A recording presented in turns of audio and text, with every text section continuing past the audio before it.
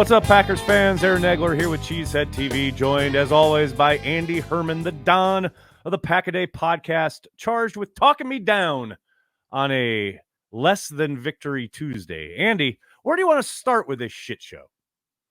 Can we talk about the Dolphins-Titans game? Is that an option? We most certainly could. I will say, though, okay, hated everything ESPN did as far as the split screen and forcing me to watch a game I didn't care about. But the game itself and the way Tennessee won, I think is pretty instructive. And the idea that the Dolphins' high-flying offense, somewhat grounded. I know they have the injury to Tyreek Hill, which plays a major role. There's no doubt about it. But look at Tua, who was kind of the toast of the NFL there for a while, has a really poor game last night. Juxtapose that with Jordan Love, who's coming off a stretch where he looks really good and a lot of smoke being blown. Not going to say up his butt, but, around him as he's getting a lot of praise. He has a very tough outing. And I think it was very clear from the get-go. I mean, almost from the opening series that just didn't have his fastball, man. He was off from the opening kickoff. And it felt like as much as he tried to get into a rhythm with everything happening around him, he was a tick off almost all night. We've seen a lot of versions of Jordan Love so far, even though we're still it feels like we're still getting introduced to him every single week. I'm not sure we've ever seen that version of Jordan. Like, even when things haven't been looking great at times, he still always feels like kind of confident, and it feels like he kind of is going through everything and is knowing what's going on. He just never looked confident in that game. Didn't like whether it was a confidence in where his receivers were going to be or the game plan or how the offensive line was blocking things up. Like, there were times where he abandoned the pocket when he did not need to. There were times where he was throwing off platform when he did not need to. And we know he had the fumble. We know he had the pick. We know he had another pick that probably got batted down at the line of scrimmage, another pick that was pretty much dropped. And it just felt like, even though I didn't think New York was doing anything exotic or crazy, it just never felt like he was really in that rhythm. And credit to him. And I know this is not going to be a lot of squeaky positive things and fun things to come out of this one. But there's been a lot of quarterbacks that have made a lot of money over the course of time of having a really bad game, but coming through in a clutch moment when the team needed it most and driving the team down the field to get a touchdown. He did that. It's not his fault, clearly and obviously, and we've been through this with Aaron in the past, that it's not his fault that the defense immediately gives up points. It's not absolving the errors and the issues earlier in the game. But like I said, a lot of quarterbacks have made a lot of money off of coming up big at the right moment. He did. It was unfortunate that it took so long for him to finally find a real drive that he could kind of get going with. Yeah, it's interesting. You talk about the fronts, right? What the defense was presenting him. To your point, I didn't see things that were like exponentially like overloads or you're going to like bail at the last second. Like when they showed pressure, they were bringing pressure. Yep. And I think Jordan did a good job at the line of scrimmage as far as getting them into the appropriate kind of sets protection wise. But man, this is the first time I can recall, because going back to October, I didn't ever see it. And I talked to Matt about this when I was in town. Like, I never saw him look at the rush the way he did last night. Last night was the first time I ever remember seeing his eyes drop, not quite instantly, but man, you could tell there were plenty of moments where, to your point, where he doesn't need to bail, but he's looking at the rush.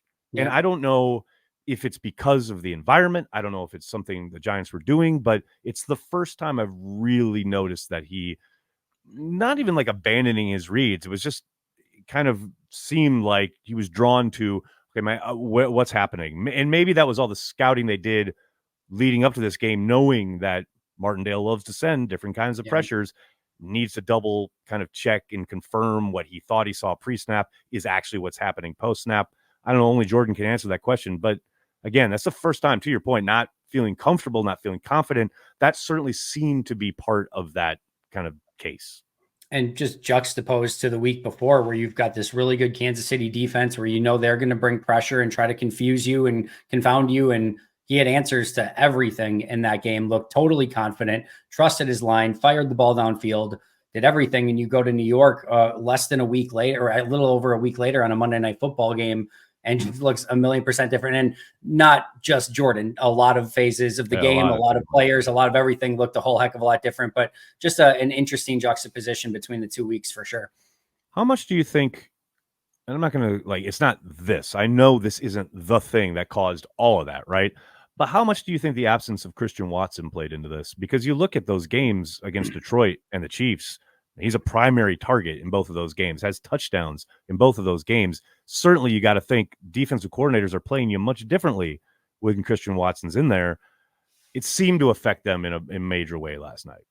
Not only do I think it affected them in a major way, not only do I think it simplified things for Wink Martindale and the Giants defense, but I think it was a clear and obvious game plan that they knew they weren't going to be able to stretch the field vertically without Christian and without Luke Musgrave and their speed on the second and third levels and trying to, again, push things down the field and kind of make the Giants honest that way. So they did everything they could to try to make them stretch horizontally with all of the jet sweeps, the end arounds, the reverses, the flea flickers, everything known to man to try to get the Giants spread out. I think hoping then that they could hit some of that stuff over the middle, either through the passing game or just kind of dilling up the gut, whatever it might be, to try to, again, spread them out in a different way, not having those guys down the field. So again, not only does it make probably things easier for the Giants defense where they can kind of condense everything because you don't have that major speed threat down the field like you would with a Watson or even Musgrave in the middle of the field.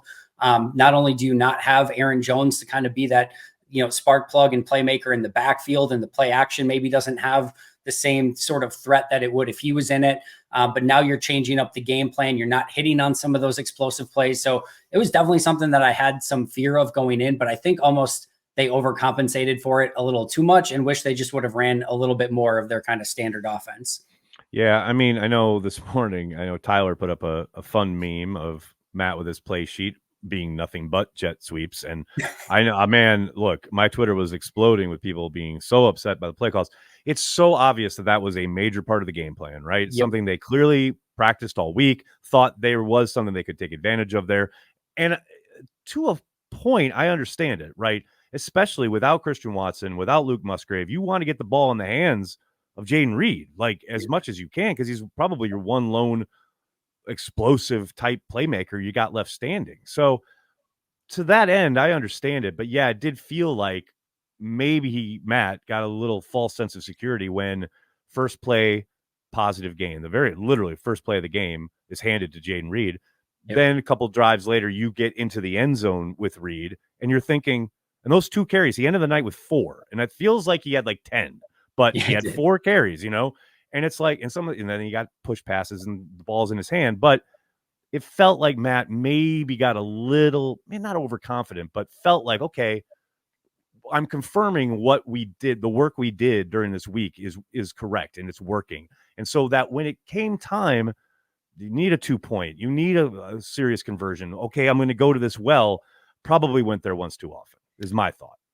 Big time. And I think you go early in the third quarter, they still get a 20-yard run off of a jet sweep or reverse. I forget because they ran so many iterations of it. I forget which was, but they get a 20-yarder in early third quarter.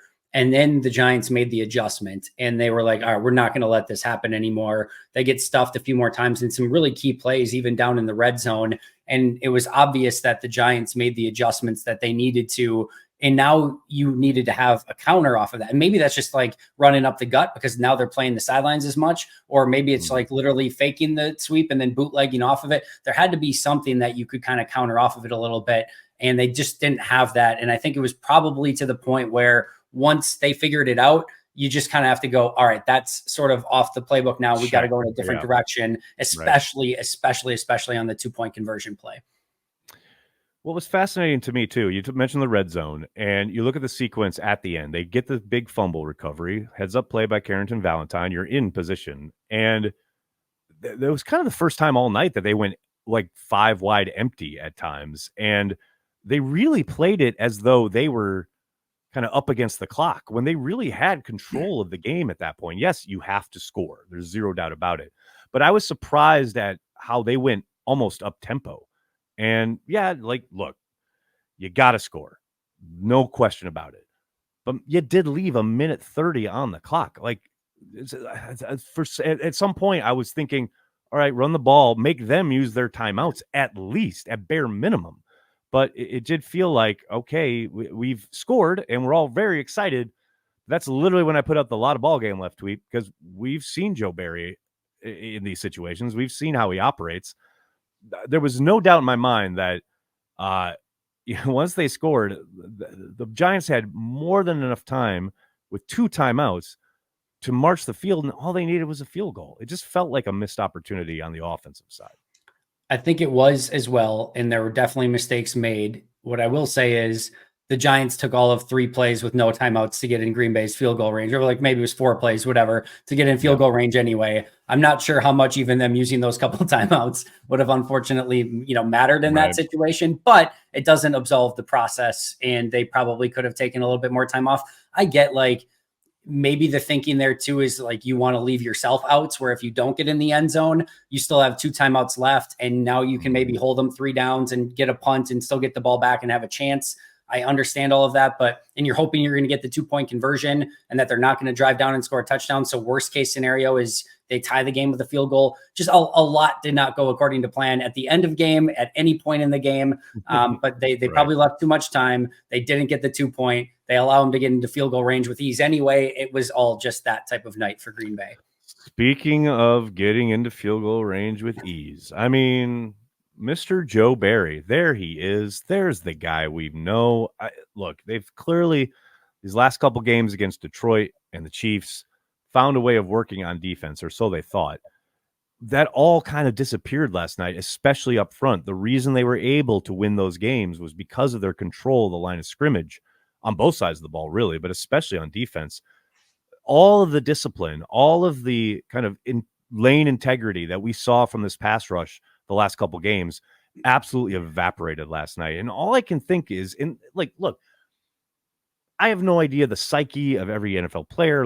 And I hear this kind of talk and I'm pretty dismissive of it until you get to last night and you're like, sure feels like they maybe took the Giants for granted, especially up front, because I've seen them play at a very high level in a very disciplined way, and that all evaporated last night.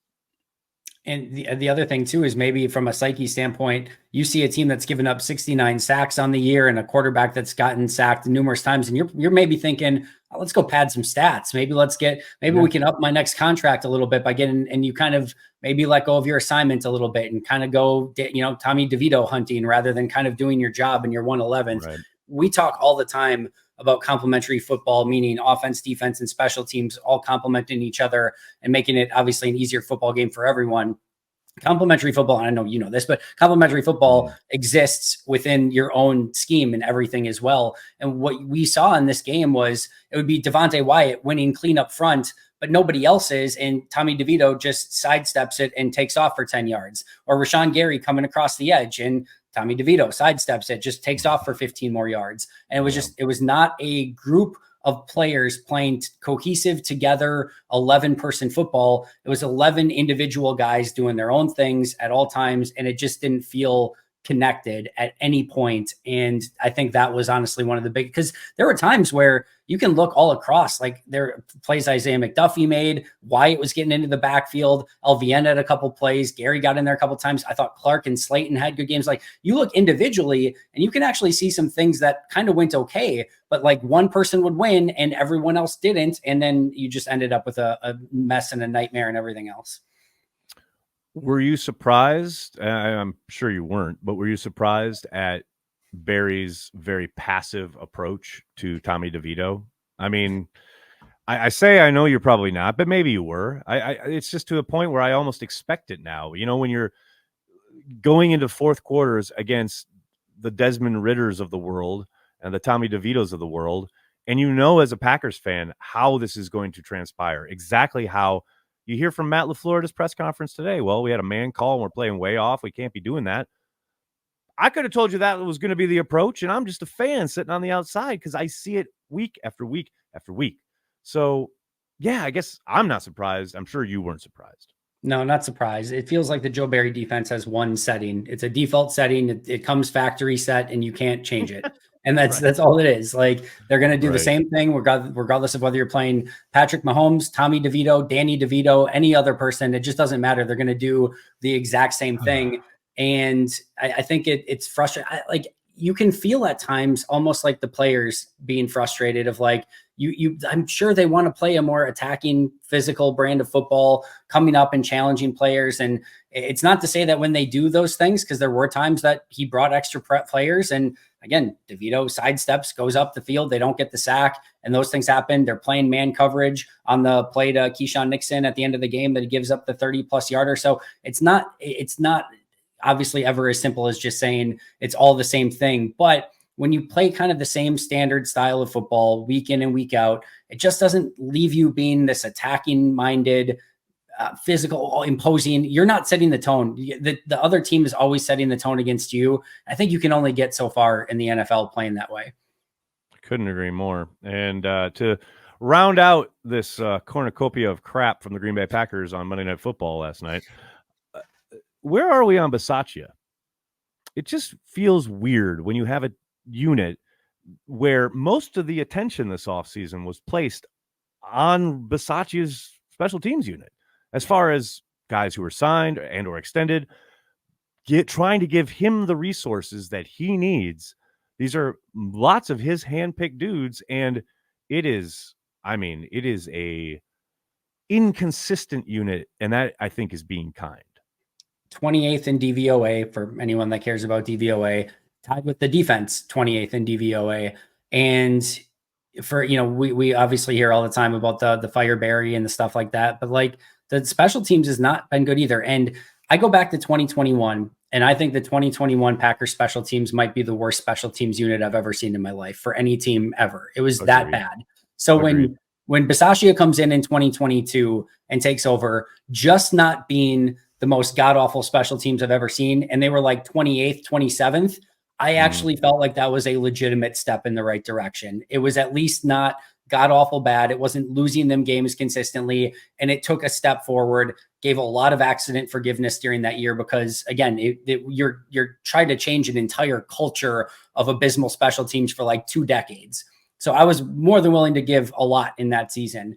In 2023, I definitely had a higher expectation. I'm not, again, when we say high expectations for special teams in Green Bay, I'm not saying top 5. I'm not saying top 10. I'm not even saying top 15. I'm competent, like a top 20. Give me a top 20 special teams. And that's not happening. And to your point, there's a lot of special team, like Christian Welch is on this team for special teams. Dallin Levitt for the first half of the season was on. Zane Anderson is on this team for special teams. Rudy Ford is not playing defense right now. He is playing special teams. Like there are a bunch of guys that are on this team specifically for special teams. They made the transition from, hey, we're going to keep some Alex Lights and some Vernon Scotts and some guys that we think can develop into players, Yosh Nijman's down the line as our, 52nd, 53rd guys on the roster to, hey, those last 4 or 5 spots, those are going to be special teams guys dedicated to pure special teams, and you're still not getting the results. And I know rookie kicker, first-time punter, again, I'm not expecting top 5, but you wanted something better than this in year 2, and we certainly have not seen that so far.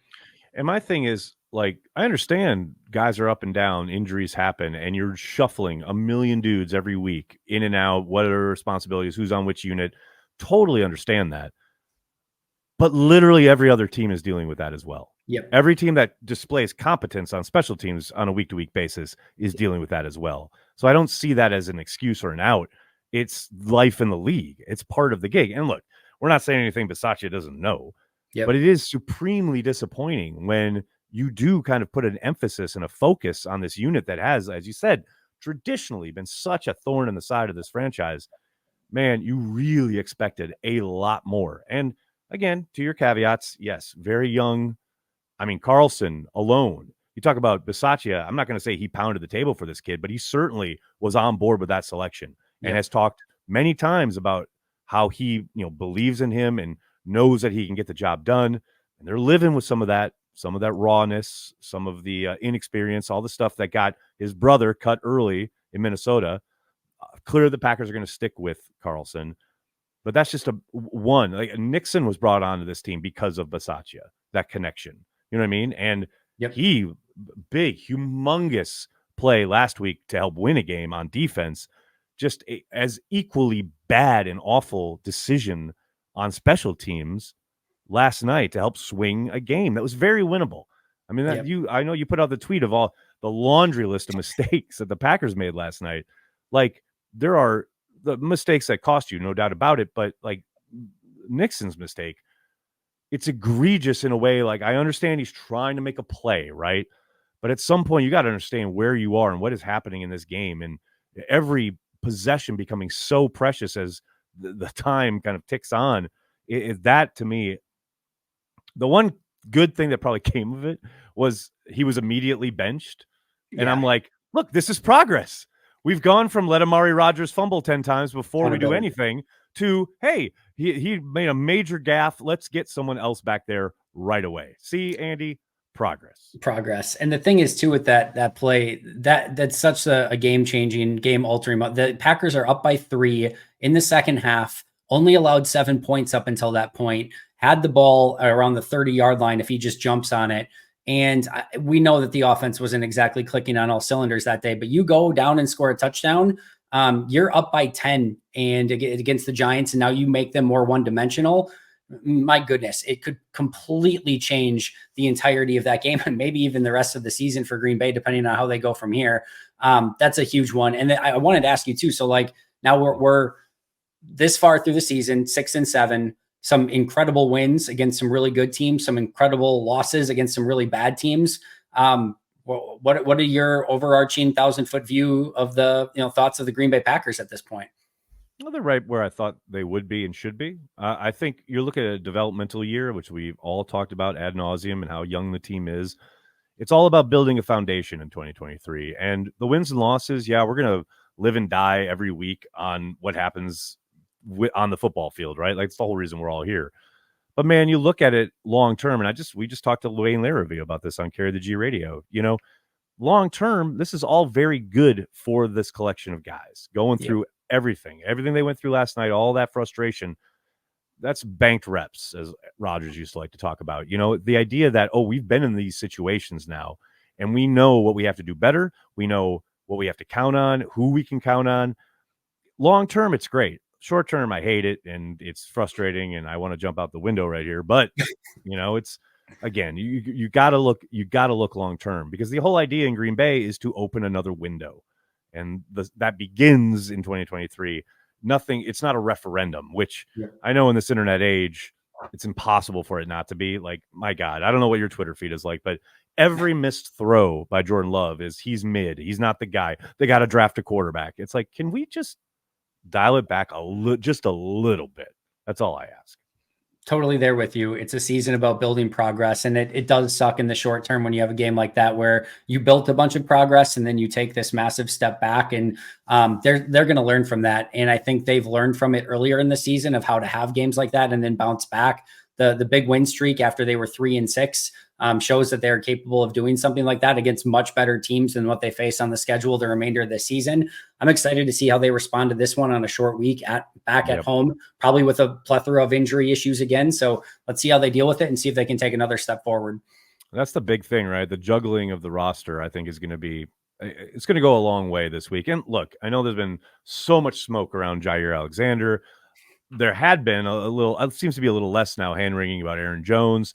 But those are like really good football players that you have on the sideline, right? Christian Watson now has been added to that mix. Who knows how Wicks comes out of this? Sounds like he's going to have that problem with that ankle. Jaden Reed was in concussion protocol. So it's like, yeah, you might have Grant Dubose out there on Sunday. Who knows? But you got to find a way. And this is about building a program, right? Building, again, like that contention window. So fascinated to see how they approach it. Maybe they button it up and just run the ball. That's not going to happen. It's Joe Barry save his job season. This is when he's at his best, those last 4 weeks of the season where he just, he's going to hold Baker Mayfield. They're going to do another 4 interceptions on Baker Mayfield. Baker Mayfield's going to get a concussion and throw him 2 interceptions. That's what you're telling me. All right. Exactly. I see the vision. Andy, I can't thank you enough for the time. As always great to talk to you. Thanks so much. Make sure you're checking out Andy's stuff, Pack-A-Day podcast, all across the internet. Andy, thanks a lot, buddy. Appreciate you, Aaron.